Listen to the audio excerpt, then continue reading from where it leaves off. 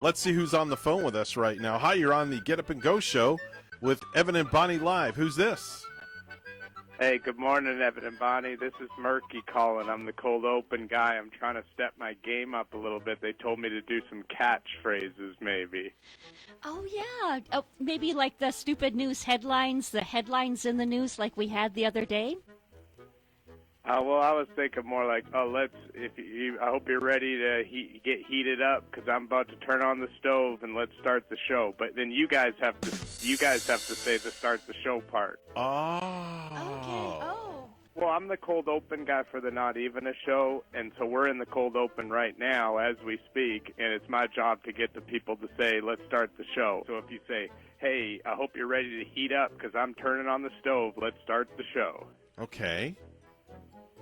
All right. I'm a little... You're trying to get us to say something so you can make money. Basically, you got it. What kind of percentage is in it for us? Any residuals? Yeah, did we get a residual? There's a chance I won't be able to use it now because it's going too long. Oh. Wow. Okay. Oh, wow. Okay. Oh, wow. Okay. Yeah. Well, we appreciate your phone call. Yeah. Where are you calling from? Please say it. Please say it. I beg you to say it. Please say, let's start the show and do the stove thing. I need this so much. Please. Where are you calling us from? No, I'm serious. I don't have time. It's important that you say it right now, please. Like, what city are you in?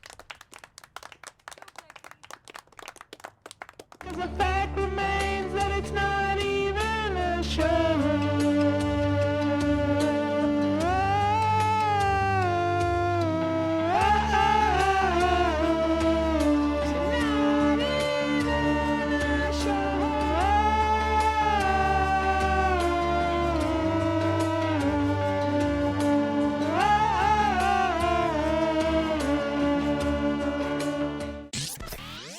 Well, if it isn't, and then imagine that I said your name after that. Hey everyone, thanks so much for coming back to another episode of the Not Even a Show. I'm your trusted host, Chris James, and I've got some bad news for you, unfortunately, as the police have stolen my time machine, and I don't really know what to do. Normally in a situation like this, if something bad happened to me, I would use my trusty time machine to go back in time to before it happened and I would make things right. But I don't have my time machine, so I don't really know what to do except to introduce this episode, and it is a real beauty, folks, as we've got calls to JJ, the little worm Austin Peterson, and a new host named the Psycho Psychic. Plus, we call the easiest mark in the game Sebastian Gorka. First, though, it's always been a dream of mine to call Glenn Beck and give him a good pranking, and ladies and gentlemen, sometimes dreams do come true. Check it out.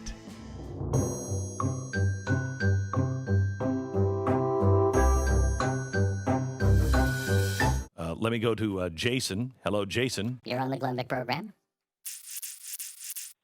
Hello, Glenn. Thank you so much for taking my call. I'm a Democrat, but if I had a debate against you, I probably would not even show up for it. He said it. He said it. I do this for a living. You don't. Fair enough, Yeah. sir. The whole thing is a mess, though. The whole thing is just embarrassing for every single person involved, and I really mean that. I mean, any single individual that has anything to do with this should be humiliated by it. I agree. But then again, I suppose, some people must enjoy it because your show's still on the air, right? The lob. A jam! Oh, what a monster jam by DeAndre Jordan!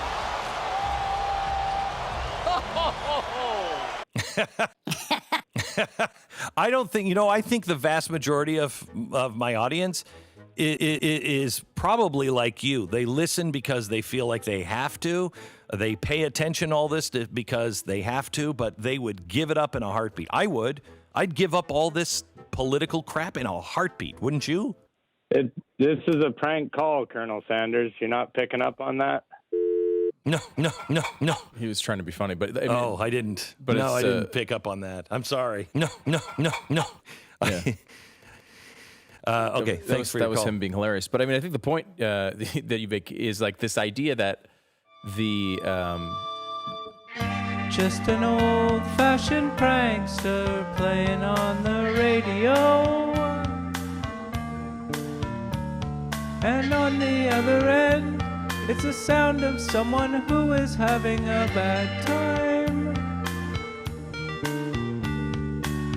They think they've heard me before, but they let me ramble on. I hope they have a dump button if they want this footage gone.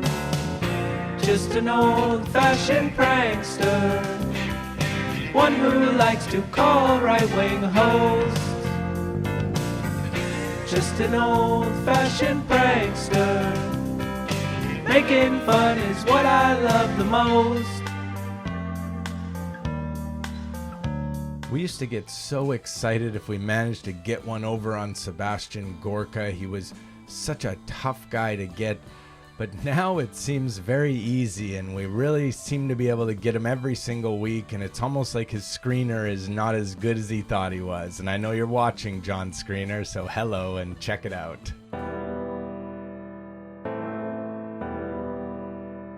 Nancy Pelosi, it hurts. It hurts us. Back to your calls. Let's go to Mitch, Milwaukee line 4. Mitch, Welcome. Hello, sir. Excited to be on the air. Looking forward to your show really blowing up soon. What do you mean? Getting really big. You think 2 million listeners isn't big? I think it could be even bigger. Thank you kindly. What's your question? So I guess it's more of a comment. My comments are about the grandstanding that these establishment Dems like Pelosi and others are always doing. Every single thing, I don't know, it seems like everything she does is just so she can get ahead. And I'd say if she wants to get ahead, she should talk to you because you got the biggest damn head I've ever seen. Hey, no, leave him on. Leave him on. Mitch, why are you a coward? Mitch, why are you a coward? If you want to talk And think you can defeat me? Stay on the line. but don't be envious at the size of my appendages, you small little man, Mitch. We will never give up. We'll never give in. We are here to fight the culture war against people like Mitch, who are so pathetic they're hiding under their mother's skirts in the basement. He said it! He said it! Ta-ta, Mitch. You're a sad little snowflake like Mitt Romney. Austin Peterson is one of the most smug little dipshit worms that we call, and a few weeks ago he got a call from Steve Opath, and he made a little bit of a joke at Steve's expense, and that joke is something that Steve has been thinking about for the past 3 weeks, and he decided to call Austin back about it. Check it out.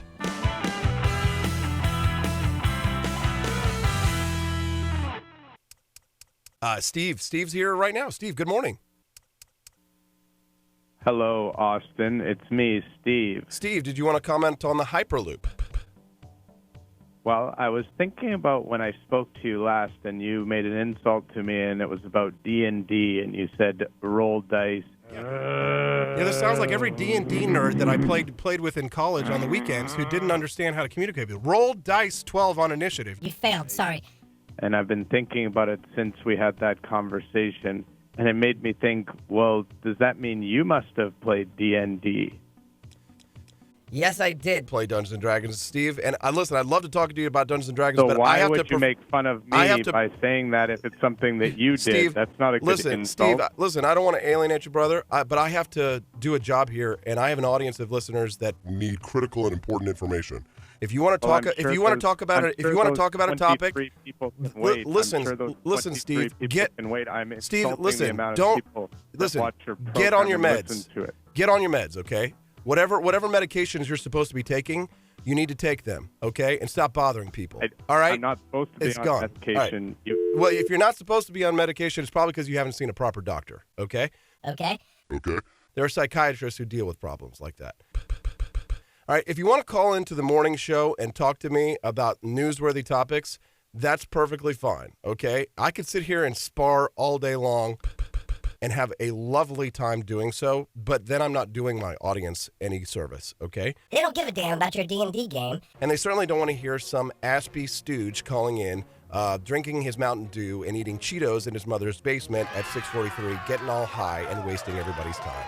So please don't do that anymore, Steve. A lot of the hosts that we call are openly hostile and rude towards liberals and different marginalized groups, but I don't know that we've ever encountered a host who's openly rude to her own staff. Well, that's what we found this week, and you guys aren't going to believe this. Ladies and gentlemen, it's the Psycho Psychic. Check it out.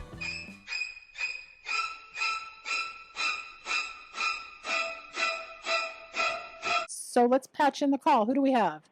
Hi, who's on the air with me? Who are you?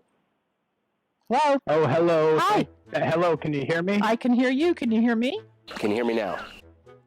I can hear you just fine. I didn't say my name, but maybe you can guess what No, it is. that's like psychic. That's not what I do. That's psychic. That's not. I'm not a game. I don't play games. It's not Trick the Psychic. What is your name, or we can hang up. Oh. Thanks for your call. Bye-bye. I don't play games. Okay, so you want to play Stump the Psychic? That's not who I am.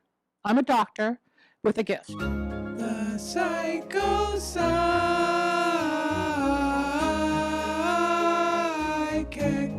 And you want me to tell you what color shirt you're wearing, or what size belt loops you have, or what's my name. That's parlor, and that's BS. And I learned that back in 1994. I won't tolerate it, even when I did Psychic Friends Network. And if it's him, I'm not taking his call. I'm real. And I won't play games, but I will give you as much as I can to guide you when you want the truth.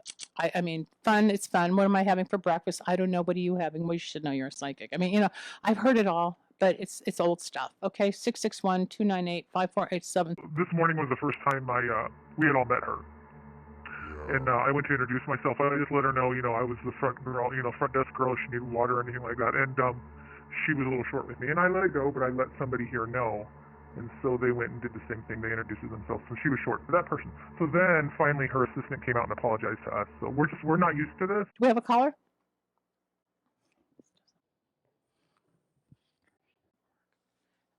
So, then hang up. The Psycho Psychic.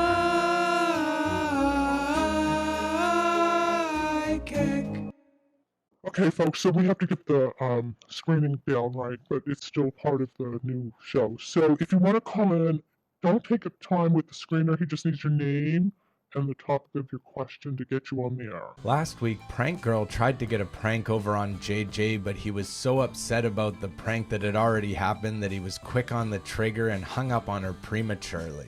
That's why this week she decided to call back and complete the prank and really set JJ off. Check it out.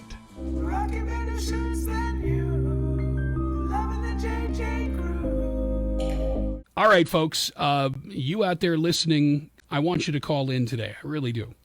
At 855-853-5227. And let's go to California. And let's say hello to the caller. You're on the JJ McCartney Show. Welcome. Hello, it's your turn. Go ahead. Okay, I tell you what, hang on the line. Don't hang up. I've almost got this figured out here. Just hang tough for a second. We'll get you on. I promise. Just don't give up. Don't ever give up. Hi, JJ. My name is Shirley, and I just wanted to say Shirley. And a caller in California, go ahead. You're on the air. That's an amazing shirt. Yeah, and you're an amazing bimbo. Do you have anything intelligent to say? Oh, no, you don't. That's all you've got. Really? That's all you've got. You're so butthurt. JJ Snap! And you can't handle the truth. You can't handle the truth. And so the bimbo calls and goes, "That's an amazing shirt. That's an amazing shirt." And I'm so happy for you. So happy for your parents have to be so proud of you. My God, what a waste of a vagina you are, lady.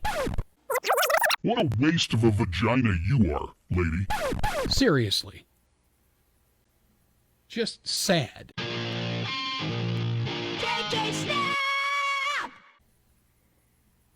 But you know, honestly, what else do you expect from these people? They are so butthurt. All right, everybody, that's the end of this whole thing. And well, not the whole thing. It's just the end of this episode. There's going to be more episodes. In fact, there's another episode right over at patreon.com/notevenashow. We've got Tom Golly action and a couple of nice just farted calls that'll make you giggle if you have a silly, stupid sense of humor. And I'm sure you do, or you wouldn't be here right now. Anyways, I'm not sure what I'm going to do about this time machine thing. I mean, I suppose I could buy another one and go back and figure out this whole situation, but they cost $280. I don't, it's not cheap necessarily. Anyways, thanks so much for watching, everybody. Thanks for being who you are. You're doing a great job. It's okay that you've made mistakes in the past as long as you're learning and growing, and that's the truth. Bye.